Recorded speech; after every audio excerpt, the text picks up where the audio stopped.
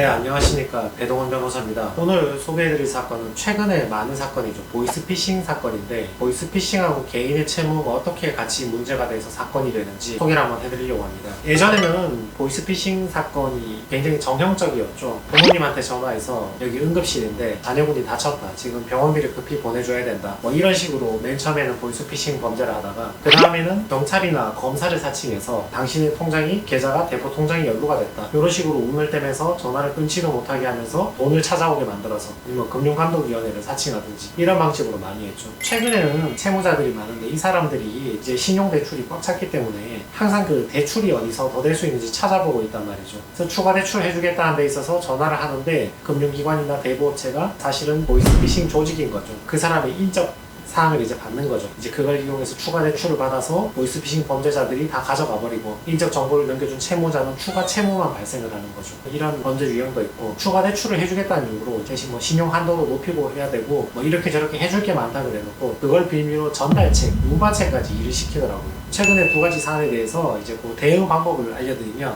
내가 채무자인데 개인정보를 넘겨줬더니만 내가 빚만 늘어났다. 이런 사람은 이제 회생이나 파산을 해야 되겠죠. 기존에 채무도 많은데 저 보이스피싱 범죄 조직 때문에 내가 추가 채무도 많이 발생했잖아요. 수사기관을 사칭하거나 친구를 사칭하거나 뭐 이런 걸 사칭해서 돈을 받을 때는 안 속는 분들도 많아요. 근데 내가 먼저 대출을 해달라고 전화 걸었는데 그곳이 대부업체를 가장한 보이스피싱 조직이었다. 이러면 대부분이 다 속습니다. 왜냐하면 추가 대출을 받아야 되는 사람은 상황이 절박하잖아요. 제가 보니까 보이스피싱을 당하는 분들이 절박하니까 당하는 거예요. 당신 자식이 군대에서 다쳤다. 여기 응급실인데 다쳐서 뭐 피가 난다. 병원비 보내라. 상황을 절박하게 만들어 놓고 명목으로 돈을 갈취하는 거잖아요. 저쪽에서 먼저 전화를 거는 것보다 내가 추가 대출이 필요해서 전화한 사람은 상황이 더 절박한 사람이에요. 자기가 당장 어디 생활비든 뭐 공과금이든 자녀 학비든 뭔가 내야 되는데 더 이상 돈을 빌려주는 데는 없지. 대출은 이미 턱 끝까지 차 있지. 그래서 이런 사람이 전화를 걸었는데 저쪽에서 뭐 대출 돼요? 대출 되니까 인적사항 뭐 대출 한도 늘려야 되니까 인적사항 이것저것 넘겨주세요. 이렇게 말을 하면 좋다고 넘겨준다니까. 링크를 열면 악성앱이 깔리는데 그것도 모르고 좋다고 인적 정보를 넘겨주는 거죠.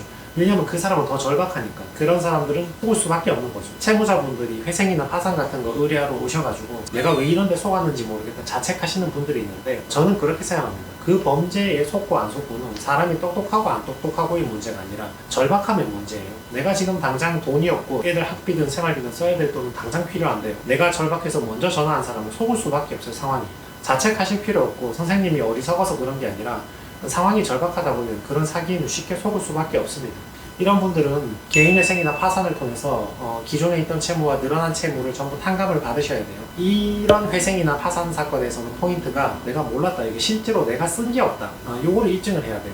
누구나 자기 통장에 돈이 들어왔다 빠져나가는데 어딘가에 다 써놓고 몇 달 되지도 않아서 한 달, 두 달 만에 개인회생 신청하면 기각되거든요. 오히려 대출 사기범이라고 보는 거죠. 이런 케이스가 회생을 신청하려고 하면 실제로 내가 그 수익을 향유한 바가 없다. 나는 그 이익을 하나도 누리지 못했고 범죄 조직한테 나는 속아서 다 뺏겼다. 나는 쓴 게 하나도 없고 나는 그냥 빚만 늘어났다.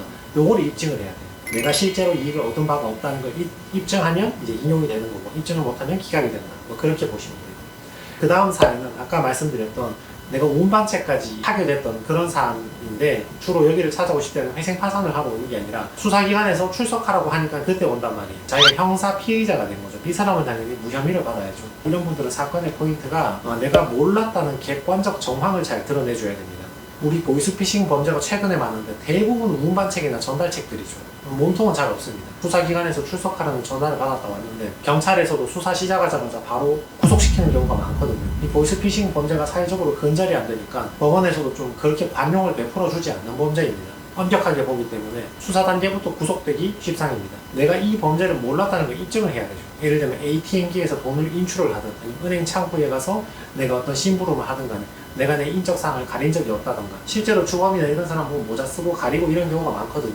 2017년 판례로 성립이 되어 있습니다. 또 저도 최근에 이런 사안으로 무혐의를 받은 게 있고요. 무혐의 받은 사건 그것 때문에 제가 말씀을 드리는데 사실 저도 그분께서 정말 자기가 몰랐다고 하니까 2017년도 판례를 끌고 와서 무혐의를 받아내긴 했는데 사실 그걸 보고 있을 때 그 사람 말을 들으면 정말 몰랐을까 하는 의심이 드는 것도 사실이거든요. 당장 채무자고 돈이 궁하니까 심부름값 받아가면서 일하니까 처음엔 몰랐더라도 어느 순간 알게 됐던 사안이 많아요. 끝까지 저한테 몰랐다고 얘기하는데 제가 볼 때는 가운데 어느 시점인가 알게 되지 않았을까 하는 그런 의심이 많이 들거든요. 누가 봐도. 이게 수사기관이 봤을 때 가운데 충분히 알고도 계속 범행을 했다고 본다면 이 사람은 구속이 되는 거고, 정말 몰랐던 단계에서 그만뒀다, 뭐 이렇게 되면 무혐의로 이제 풀려나게 되는 거죠. 그래서 이 기준선상이 굉장히 모호합니다. 누구나 대체로 보면 처음에는 잘 모르고 발을 담궜는데 자기한테도 경제적 이익이 있으니까 알면서도 몇 번 더 하는, 계속 가는 경우가 꽤 많이 있거든요.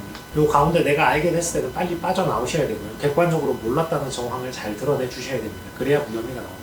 오늘은 보이스피싱, 채무자가 보이스피싱 단계에 어떻게 빠지게 되는가, 여기에 대해서 설명을 드렸고요. 결론 첫 번째, 채무자는 내가 절박하기 때문에 보이스피싱 범죄에 당하기 쉽다. 두 번째, 그렇게 해서 채무가 늘어났을 때는 내가 그 돈을 실질적으로 향유한 게 아니란 것을, 내가 이익을 본 게 없다는 것을 소명을 해가지고 회생이나 파산을 이용받는 게 좋다. 세 번째, 내가 전달책으로 움직였을 때는 정말 내가 몰랐다는 객관적 사정을 증명을 해서 무혐의로 빠져나오는 게 좋다.